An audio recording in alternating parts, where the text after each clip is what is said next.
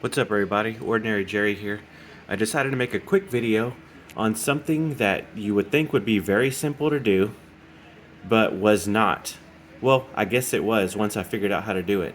I scoured the internet, the forums, all of YouTube to try to find out how to make an ordinary gaming headset with the built-in microphone work with a recording audio interface. It didn't matter which interface, just a USB interface. I have that one. I have this one, an Audient ID4. So I have that one. It's an older one, but I just got this new 4th gen Scarlett Solo, and I've been wanting to get the headphones to work. So here's how I made it work, and people said it's not possible, but it is. So basically, what you have to get is gonna be this. Okay, this is a Rode, once it focuses, a Rode VX-LR Plus. Okay, what this does, it's the XLR here. It takes 48 volts and it converts it to 5 volts, 3.5 millimeter jack. It converts it down. And the reason why it has to do that is because this mic on here, it's a condenser mic, so it needs voltage, but it doesn't need a lot. It needs 3 to 5 to actually activate the mic. It has to have power to turn on. So if you were to plug in, so what I originally thought I needed to do was convert. Okay, let me show you my headphones. It comes up over here. It's going to come up behind my desk, okay? So this is the other end of my headphones. This is what came from, actually, scratch that. This is the other end of my headphones, right here with this tag. This just goes around under my desk, and it comes up on this side, and it's just, this is the stock cable that comes on my headphones.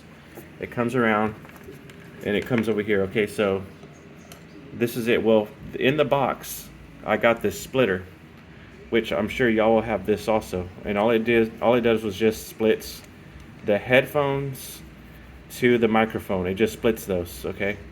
So on any audio interface, you're gonna have the microphone, or the headphones, sorry, monitor. So on this particular one, you're gonna hit, that will be direct. You don't have to hit that, but that's just for instruments. You'll be able to monitor the game. Okay, so I did this for gaming. So here's the game. Here's the volume to adjust the game volume on the headphones, obviously. Everybody knows how to do that. Now, most people use an external microphone, like a really good condenser microphone, and those require 48 volts. And so on the back of this, there is an XLR. I don't know if I can be able to pull this out because I have such a, see, there it is. See how it says input 2? There's the XLR.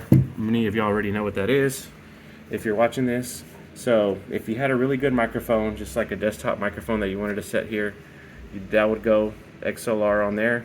Then you would hit this 48 volts right there. See that turned on, and that'll immediately turn on the microphone. Well, I already had this really nice gaming headset, so I did not want to buy another microphone if I have one here.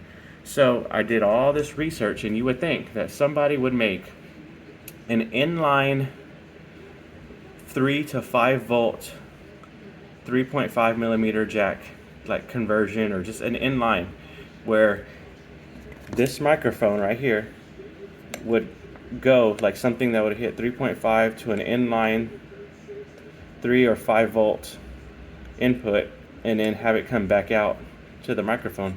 They don't make that. Nobody makes, they make a battery powered one, and I didn't want that. So I finally found this guy. So basically all you do is you plug this guy in, you plug it into the 48 volt one back there, which is input 2, hitting 48 volts turns it on, and it converts 48 volt to 3.5, which you then plug in your microphone into it. Plug in your microphone, and that's it. This cable, all this is an extender. This is the other end of it.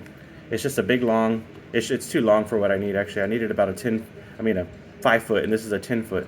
So all this is an extender because this wasn't wide enough to make it from here all the way back to the back where this plugs in, because this adds another 2 inches, so that wasn't long enough to reach. It just wasn't. It didn't. See, it's already in a.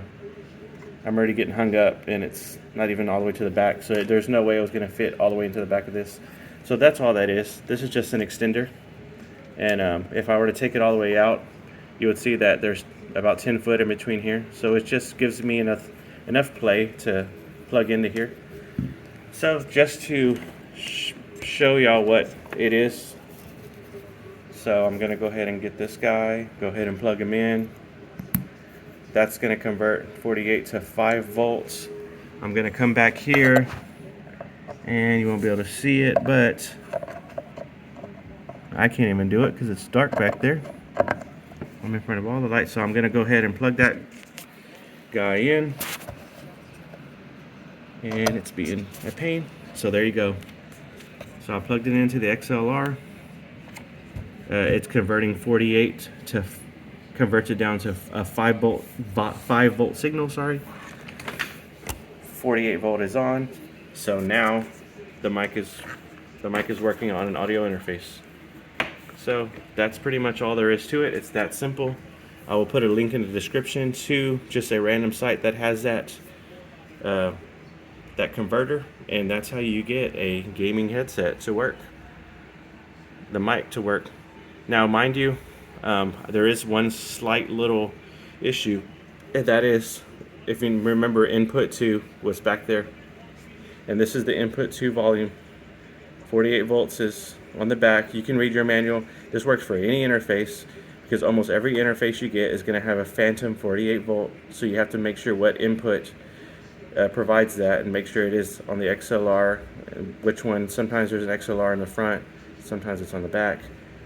Find out which one your 48 volt is, you'll plug that into it. Now one thing I did notice is that if I turn this up too high, it makes like a weird, almost like there's like a hissing, like slight cracking, a little bit of like noise in the back, and I think it's just because I'm turning the gain up so high, it's picking up a lot of noise, maybe from the mic, maybe it's just picking up ambient tone. But I found that volume right there is perfect and everybody can hear me perfectly clear, and it's almost a little too loud. I had to turn it down just a little bit and activate the mic. Everybody can hear me clear, and you can actually now use your interface and to mic and to for your audio, for the actual game audio. So there you have it. That's how easy it is, and not sure why that was incredibly difficult to find. Every video I found, the people would straight up say, well, you can't use a mic like this. Everybody knows it doesn't work on an interface like that. And then they would just give up and move to something else. And I saw at least 6, maybe more, videos while I was trying to investigate how to make this work. You would think it would be something that somebody has done over and over and over again. Now there might be, other than this audio interface, because this is a very basic, very common interface here.